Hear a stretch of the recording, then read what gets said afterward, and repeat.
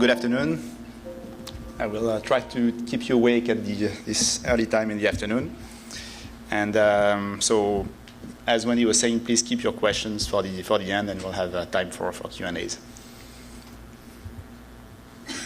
So I will start with a short introduction on Continental.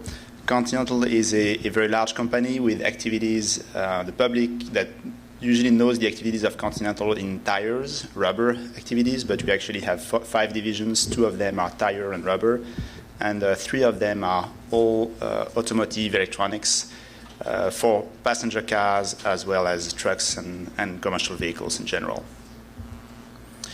The products from Continental are engineered to improve safe mobility, ensure clean power, connect the vehicle, and do all of that at the most possible in the most cost-effective way.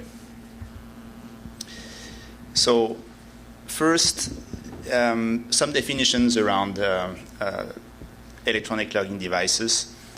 There is lots of acronyms that have been used over the years. It started back in 1988 in the US with the automatic onboard recording devices, AOBRDs. Those devices are actually the one in use today in the US per the regulation 49 CFR 395.15, and those devices have to be integrally synchronized to the vehicle. So they need to be connected in some way to the vehicle ECM. The equivalent in Canada are the electronic recording devices, ERD, that comply with the Section 83 of the Canadian Commercial Vehicle Driver Health Service Regulations. Those systems, so both the AOBRDs as well as the ERDs, they record the driver's status information. They can provide, or they have to be able to provide information for roadside inspection, either in the form of display or printout. So they must be connected to the vehicle. As I was saying, that connection can be either wired or wireless. And there is, and that functionality of AOBRD or ERD can be part of a broader system of fleet management systems with a lot more functionalities. So fleet management systems, those are systems that are really not regulated at all. They are installed by fleets to improve productivity of the fleets, and they can have many different functionalities. So that goes from the simple track and trace, reporting real time where the vehicle is, to recording a driver, a vehicle, and freight data. Those systems often are integrated with transportation management systems of the back end for the large fleets especially, and they can include an AOBRD or ERD functionality. Now, EOBRs, electronic onboard recorders. Those, this is the name that was given by FMCSA in its regulation from 2010, the 49 CFR 395.16, that was published and then vacated in 2011. So, in effect, there is actually no devices that since this rule hasn't been really applied, the term EOBR is not really applicable to any systems out there today. It's either going to be, the systems out there today are going to be either AOBRDs, EDRs, or down the road ELDs. Now, ELD, electronic logging device, those are systems that will be compliant with the regulation that was published by FMCSA in December of last year, December of 2015. And in Canada, so that there is no official term yet that is coined, but there was a draft standard that was done in 2013 CR683, and there is then a question mark as to when the regulation will be in place to mandate ELDs in Canada. That could be in 2017, but there is nothing published and official yet. So, who are the drivers that are subject to ELDs? To make it simple, it's all the drivers that are today subject to paper logs. So all the drivers that have to record their house service and be able to provide them for inspection at roadside or for compliance reviews. So this doesn't change the FMCSA hasn't changed the requirements of which driver have to comply with the house service regulations. So there is the 100-mile air mile radius exception as well as the 150 air mile radius exception stand in place in the US with the ELD regulation.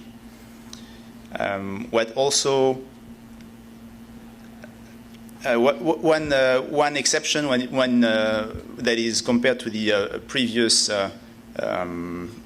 EOBR regulation, the drivers that would not need to do to record their duty statuses for more than 8 days during any 30 days period, those drivers will not have to use ELDs.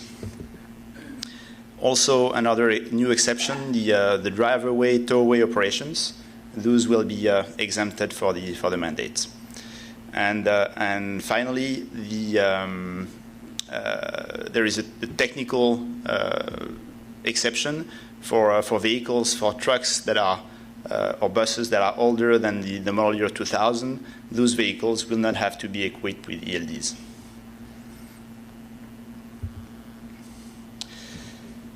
So the schedule. The final rule was published in December of last year. It is going to mandate the use of either AOBRDs or ELDs by the end of December 2017. And then the AOBRDs that have been installed then before December 2017 will be grandfathered for 2 years, so until December of 2019. ELDs, so fleets that would install today systems can still choose between installing an AOBRD or an ELD. The AOBRDs may be upgradable to ELDs, but this is not a must per the regulation. That is also the choice of the fleet.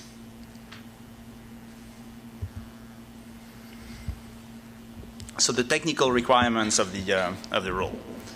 The ELDs must have a way to record the location of the vehicle as well as the time. So the regulation doesn't strictly say GPS, but in practice this is what all vendors actually do. It could be other technologies, strictly speaking, but that GPS is the common one. The rule does not require real-time communication in the US, so how the data makes it back to the office is up to the system supplier. That can be most commonly this will be done through cellular communication, but there is no must. That can also be a manual data transfer.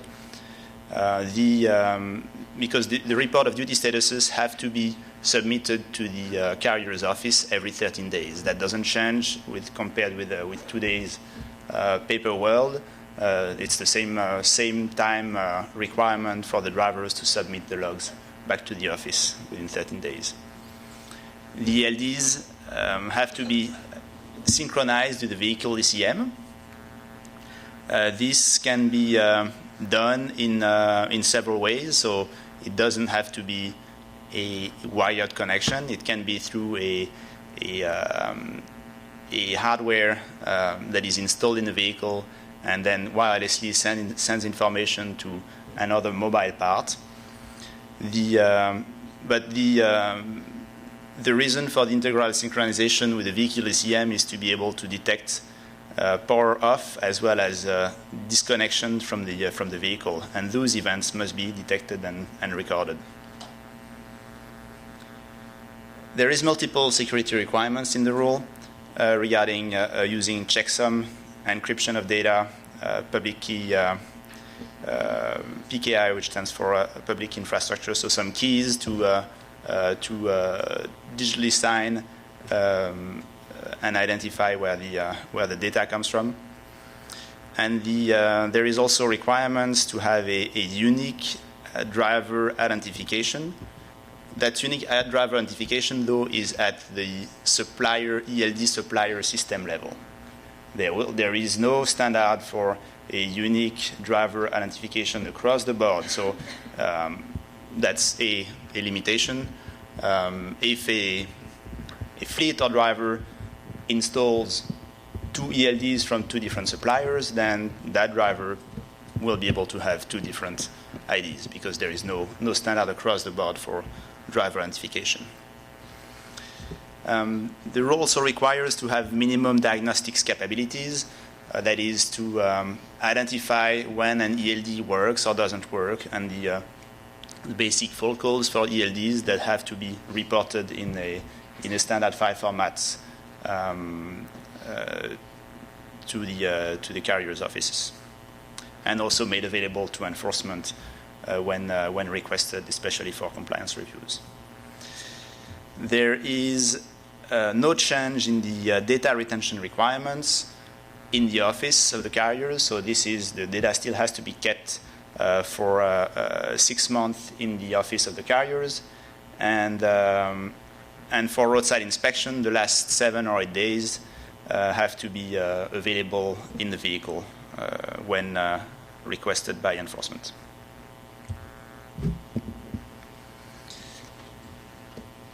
The data that needs to be, so there is a list of events that are defined. Those events are change of duty status, or once record data once every hour when the vehicle is in motion. So the data that has to be recorded in that case are on those cases, the date, the time, the engine hours, the vehicle miles, and the location information.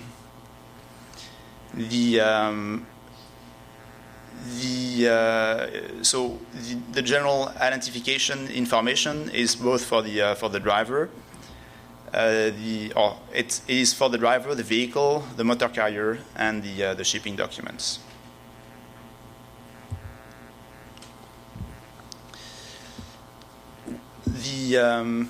What can the driver do with ELDs? There is an important component of the US rule is to protect the drivers from harassment. So the driver, in order to do that, the driver has to approve logs as well as any changes that are done by the carrier. If a carrier in the back end does changes to the logs, and this data is pushed back to the ELDs in the vehicle, the driver has to be prompted to approve those logs. Also, there is no requirement in the rule that ELDs must be able to beep or warn drivers with sound, but if such a feature is available, then there must be a mute function when the driver is in sleeper berth. There is also minimum data privacy requirements. With a reduced precision of the GPS location. So depending on when the record is done, if there is 2 precision levels that are required in the rule. The standard precision level, 1 mile, is for the change of duty status in general, or when the vehicle is moving the 1 record every hour. And then when the driver is in personal use, then the precision of the location record has to be downgraded to 10 miles. The systems also must use data encryption to transfer the data, so that it cannot be read by anybody openly. And there must be user authentication rights that are in place to check who has access to the data. The drivers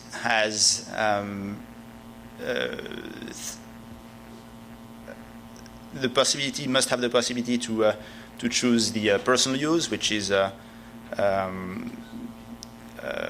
now explicitly mentioned in the ELD rule that was not really clear or previously with the EOBRDs or EOBR.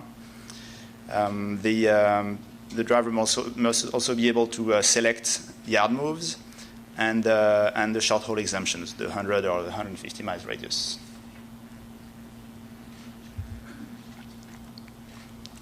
Now, roadside inspection. To do the inspection at roadside, there must be there are different methods that are required to do the electronic data transfer.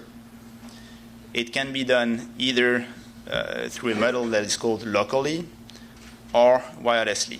So the local methods are Bluetooth and USB, and the wireless methods are web services and emails.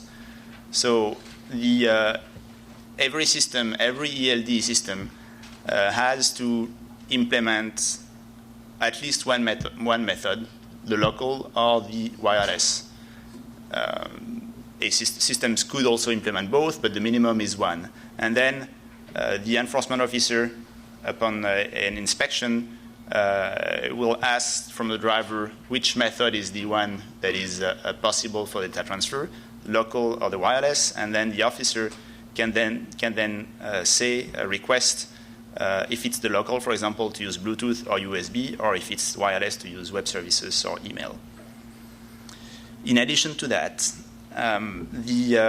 all the devices, all the ELDs, must also allow to do manual inspections. And this manual inspection can be done either with a printout or looking at a screen. If it's a screen display, that screen must be available outside of the cab, literally. It's not sufficient if you have a 20-inch display that is mounted fixed inside. It has to be really available outside the cab, removable. The certification process. It is a self-certification process by the ELD suppliers. So the suppliers register their systems on FMCSA's website. This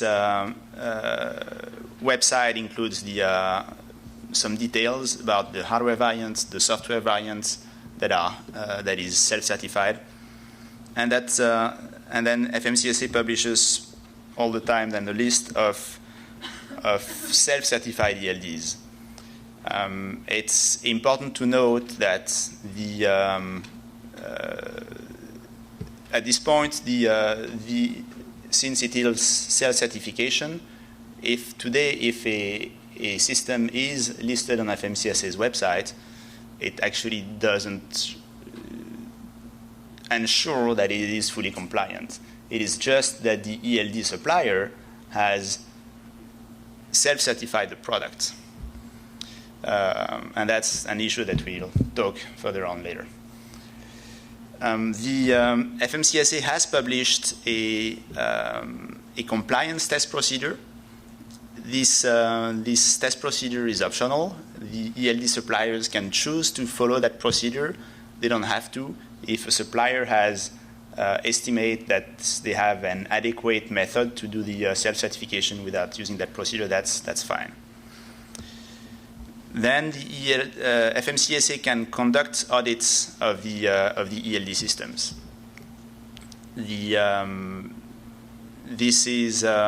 And there is also a defined process.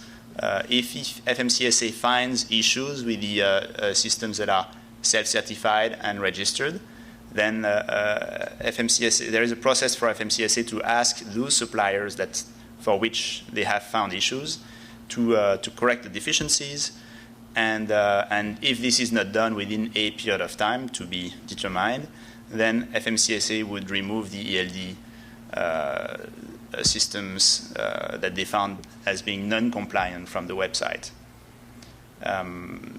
So until now, then there is 5 systems that are actually self-certified and listed on FMCSA's website, and it is a challenge to for carriers to actually know which systems are truly compliant or not, because it could be that 6 months down the road, FMCSA does some tests on some systems and then finds out, well, this system is not compliant. It will be removed from the list. At this point, a fleet will have, that has bought those systems, will have to buy new systems that are compliant. Supporting documents. There is changes also to the reduction of the requirements on the supporting documents. They are required to verify the on-duty, not driving time. The driving time is now recorded accurately with the ELDs. So really the supporting documents are there to give the ability for enforcement to check the other times. So the driver must keep up to 8 documents per 24 hours. And those supporting documents must be in all 5 categories, which give the origin and the distribution of the trips, trip records, expense receipts, electronic mobile communication, and payroll. Those supporting documents must include the following information: the driver name, the date, the location, and the time. There is also no changes in how long those must be kept. So it's as for the logs, they must be kept 6 months in the office, and the supporting documents must also make it back to the office within 13 days as the logs.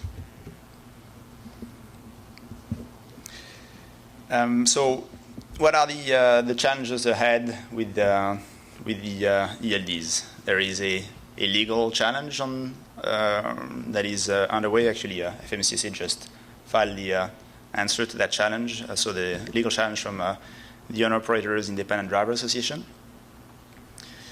The self-certification is going to be a challenge, especially for the small carriers and the owner-operators, because with the current situation, the carrier must or has to make a due diligence of some kind to actually assess if the system they choose is going to be compliant on the long term. Relying only on the list of the FMCSA's list of registered ELD suppliers cannot be sufficient at this point. It may change down the road, but that's the situation today. For roadside inspections, to date, there is in the rule includes defines the protocols to be used for data transfer. There is some missing information though in the specification for each mode of transfer, whether it is wireless, so for wireless communication, or USB or Bluetooth. There is some missing technical specification that still need to be provided. So today an electronic roadside inspection is not possible, and it is also actually important to know that without such the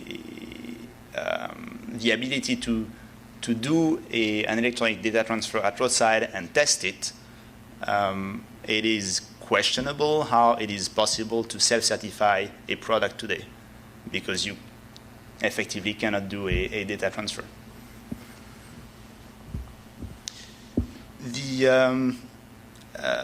For roadside inspection, so as for all new technology rollouts, the training of the enforcement teams and the availability of the tools, we can expect that it will be a challenge.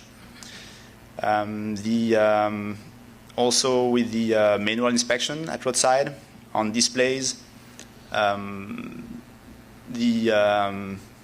so the readability of the display and the reliability of the displays is also questionable.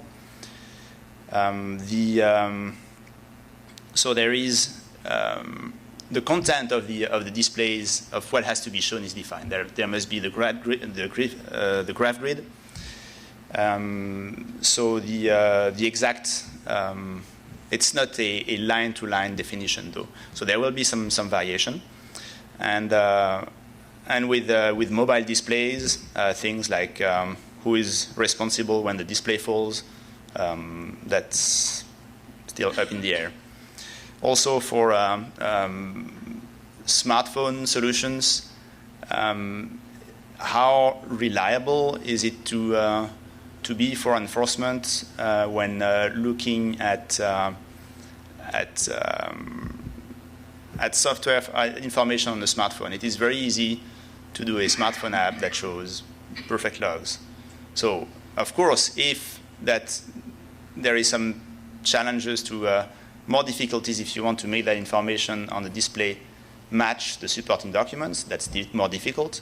But for enforcement, relying purely on a display that we would say green, I still have hours, is just not sufficient, because that making smartphones, we can foresee that down the road there will be smartphone apps popping up saying driver is green, no need to check anymore. So the enforcement really cannot just rely on a color displayed on a smartphone. That would be very easy to tamper that.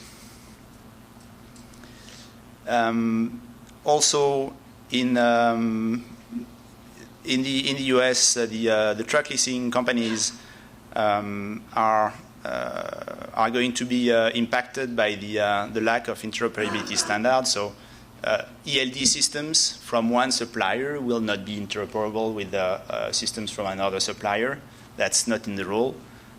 So the truck leasing companies today are trying to figure out how they are going to handle that, because one day they might lease their trucks to one company, one fleet using ELDs from supplier A, and the day after from supplier B. So there is thoughts about maybe industry solutions that would establish some kind of platform to share data between suppliers, but it is up in the air today.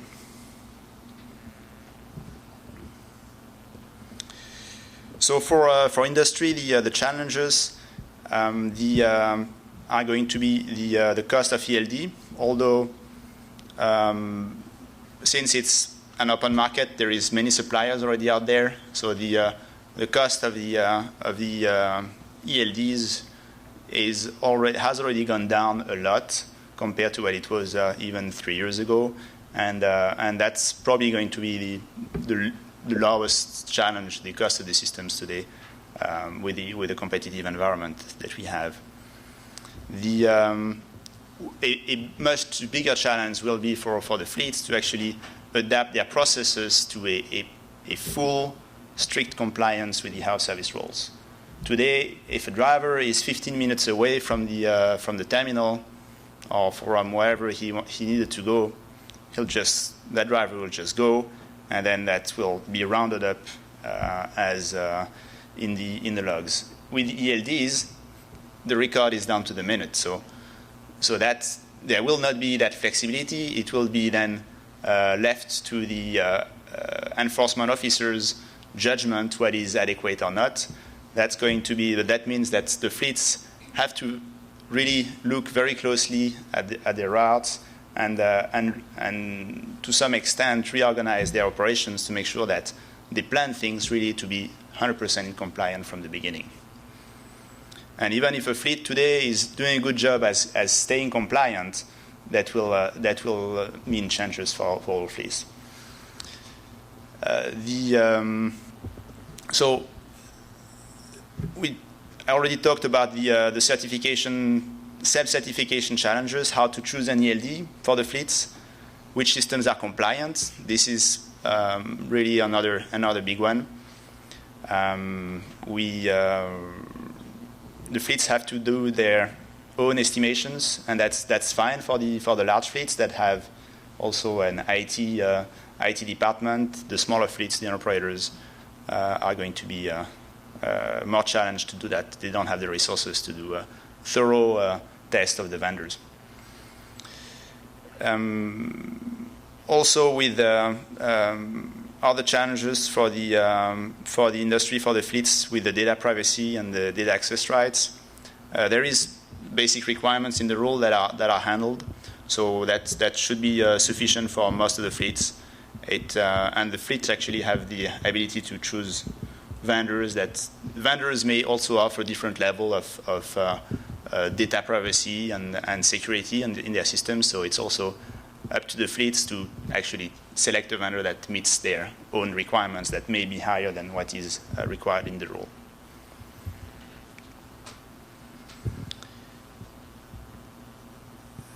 Going on with the challenges for enforcement, I already spoke of a few, but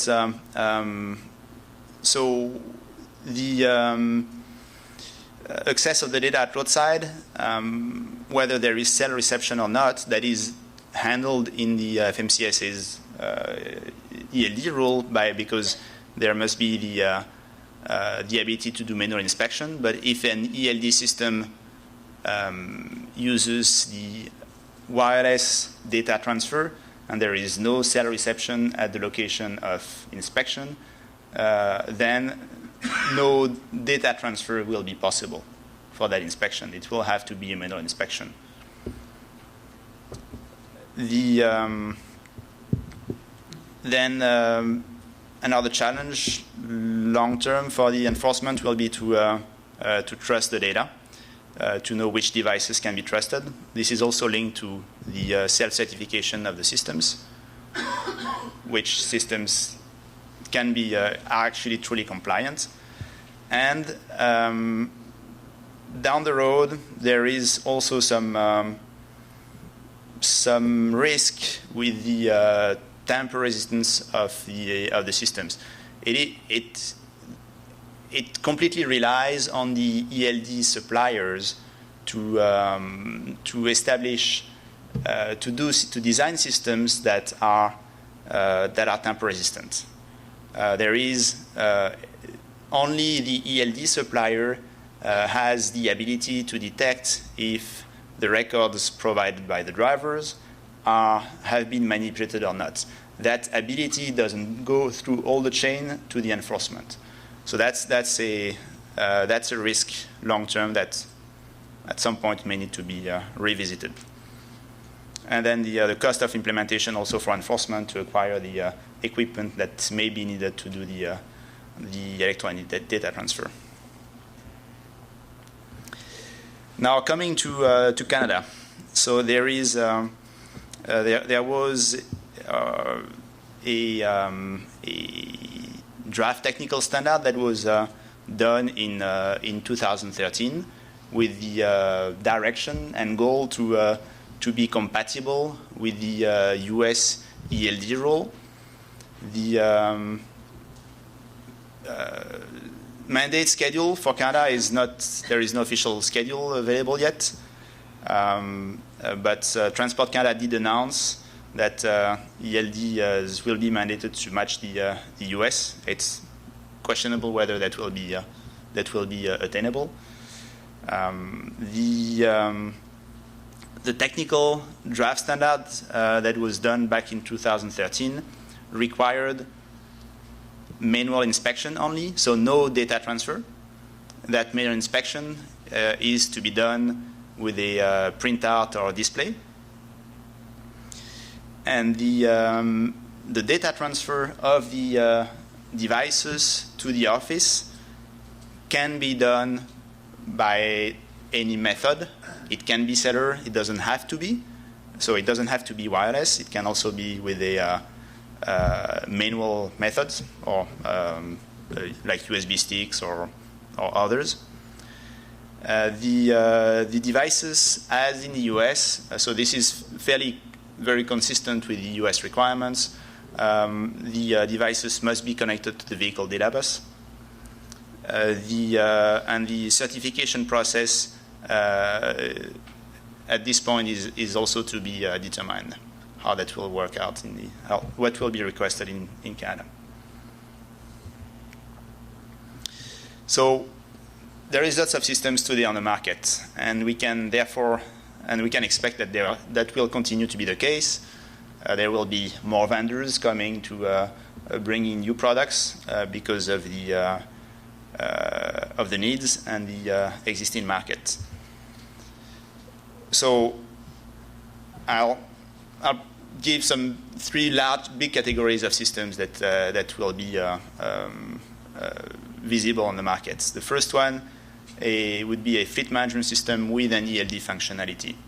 So those systems have lots of features, track and trace, messaging for the driver with a back office,